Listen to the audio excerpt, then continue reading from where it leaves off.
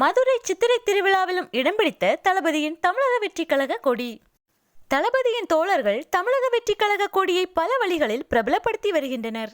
தமிழக வெற்றி கழக கொடியானது பறக்காத இடமே இல்லை என்று சொல்லும் அளவிற்கு தற்போது அனைத்து சுப நிகழ்ச்சிகளிலும் தமிழக வெற்றி கழக கொடியானது பறக்கவிடப்பட்டு வருகிறது.